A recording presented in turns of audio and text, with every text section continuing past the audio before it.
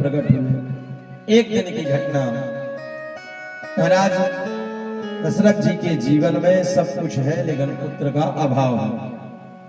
एक बार भूपति मन माही, एक बार भूपति मन माही, है रानी मोरे सुत नाही, है रानी मोरे सुत नाही। गुरु ग्रह गाया हो तुरत महिमा, शरण लागी करी विनय विशाला। गुरु ग्रह काया तुरत महिपाला, चरण लागे करे विनय विशाला। जैसे ही महाराज दशरथ ने अपना दुख गुरु जी के सामने रखा तो गुरु जी ने आशीर्वाद दिया, चिंता न करो राजन, धरा हो धीरे हो यही सुत चारी, धरा हो धीरे होई यही सुत चारी। त्रिभुवन विदित भगत भयहारी, त्रिभुवन विदित भगत भयहारी। श्रृंगी ऋषि वशिष्ठ बुलावा, श्रृंगी साहिब से बुलावा। पुत्र काम शुभ यज्ञ करावा। भगवान यज्ञ के माध्यम से प्रकट हुए। सीधा सिद्धांत समझ लो कि भगवान कहाँ प्रकट होते हैं।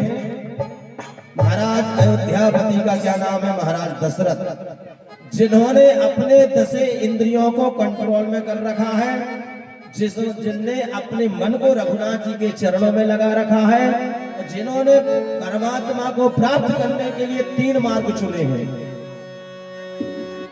कैकेयी है कर्म मार्ग और कौशल्या है भक्ति मार्ग और सुमित्रा है ज्ञान मार्ग। तीनों मार्ग को जब अपन अपने जीवन में धारण करेंगे तो कर्म होगा ज्ञान योग। क्या होगा? कर्म कौन से करेंगे? ज्ञान के अनुसार कर्म करेंगे और कर्म के अनुसार भक्ति होगी और तब जाकर के भक्ति से परमात्मा प्रकट होंगे। भगवान देखो, भक्ति की मिठास होती है। भक्ति में क्या होती है? मिठास। और भगवान कहाँ प्रकट हुए? कौशल्या के यहाँ, क्योंकि कौशल्या भक्ति मार्ग है और कौशल्या है शक्कर। कौशल्या का मतलब है शक्कर, समझ गए? और जब तक चावल रूपी सुमित्रा और दूध रूपी कैकेयी कितना भी मिल जाए, मतलब दूध और चावल कितना मिल जाए, लेकिन भक्ति रूपी कौशल्या रूपी शक्कर जब तक उस खीर में नहीं पड़ेगी तब तक मिठास नहीं आएगी, और जब तक भक्ति में मिठास नहीं होगी तब तक परमात्मा प्रकट नहीं होगा। विप्रधेनु सुर संविहित लीन मनुज अवतार, निज इच्छा निर्मित तनु माया गुण गोपाल। अच्छा, इस चौपाई में, इस दोहा में द्वापर की कथा लिखी है। सही बता, भगवान ने राजा बनने के बाद जब 14 वर्ष को वनवास काट के आए तो भगवान ने सब कार्य करो, प्रजापालक बने, प्रजा रक्षक बने, धर्म युद्ध लड़े, सब लड़ो, लेकिन भगवान ने पूरे 10,000 वर्ष तक परमात्मा राम ने राज्य किया इस धरातल पर। 10,000 वर्षों तक।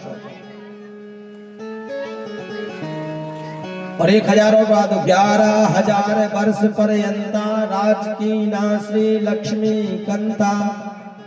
11,000 वर्षों तक भगवान ने राज किया, लेकिन देखो भगवान ने आए किसके लिए, क्योंकि जब भी कोई चुनाव लड़ता है तो भाषण देता है पहले जाकर के नेता।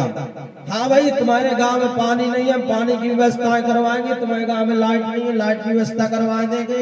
तुम्हारे गांव में रोड नहीं है, तुम्हारे गांव में रोड लगवा देंगे। जन जन तक शौचालय पहुंचाएंगे। और आज का तो वो चल रहा है, नहीं कहा कितने पैसा निकलो कर शौचालय के पैसा लो खा जाता।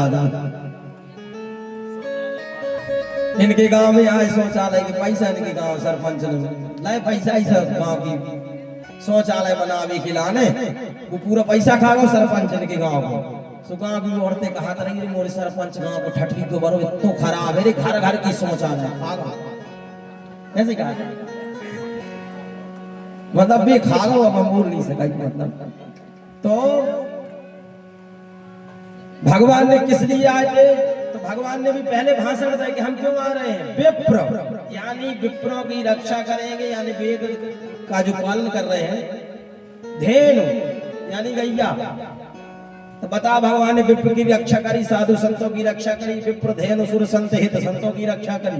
लीन मनुज अवतार, लेकिन भगवान ने 11,000 वर्ष के भगवान राम ने कहा गैया नहीं चराए। अब देखो तुम, विप्रधेन सुर संत लीन मनुज अवतार और निज इच्छा निर्मित तनो। भगवान ने कही यार हम 11,000 वर्ष के राज्य में एक काम हम नहीं कर पाए, अगली पंचवर्षीय जब हम लड़ेंगे, अगली बार जब हम उतरेंगे चुनाव में, तो हम अगली बार सबसे फर्स्ट ये काम करेंगे। जैसे सबरे नेता हो तो ना कछु काम नहीं कर पाओ, सब अगले चुनाव के लाने कछु काम छोड़ दे। भगवान ने अगले अवतार को हेतु बनावे के लाने भगवान ने एक काम छोड़ दो। बोले भैया अब राजा हाथी, अब राजा गैया चराए, राजा गैया लेके चलो जा चरावे के नाने। तो बताओ कौन राजा के लड़का के गैया चरान दे, कौन चरान दे। भगवान ने कहा तो हमें मिलत नहीं, अब कौन राजा को लड़का जाए गैया के ले जावे कहूँ हार में। बताओ कितने सेनापति छुड़ा ले जा, महाराज तुम मत जाओ।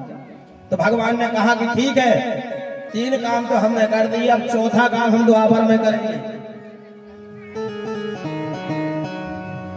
निज इच्छा निर्मित तनु, क्या करेंगे द्वापर में, माया गुण गोपाल। अब हम अगले जन्म द्वापर में आएंगे तो गैया चराएंगे, वो गोपाल बनेंगे। तो भगवान ने इसलिए गोपाल वाली लाइन ये द्वापर के लिए छोड़ दी, क्योंकि भगवान ने एक एक शब्द लिखा है। और अब जब मानस की बात रही, वो मैं जरूर कह दूंगा कि द्वापर में हम गैया चरावी आवी गोपाल बन गए। ये बार तो हम नहीं बन पाए, लेकिन भगवान राम के जीवन से एक चीज सीख लो, भाई भाई के कैसो रहो चाहिए, माता पिता के कैसो रहो चाहिए, पति पत्नी के कैसो रहो चाहिए। भरत और राम को मिला एक चीज सिखाई है कि भाई की विपत्ति का बंटवारा होना चाहिए, भाई की संपत्ति का बंटवारा नहीं होना चाहिए। यदि तुमने भरत और राम मिलाप पढ़ लो, सुन लो, दिमाग में उतार लो, तो केवल इतना ही सार है कि भाई की विपत्ति को बंटवारा कर डालो, तो भाई की संपत्ति की बंटवारा कभी न करो। तो राम जी को जीवन, राम जी की कथा एक और चीज सिखाई है।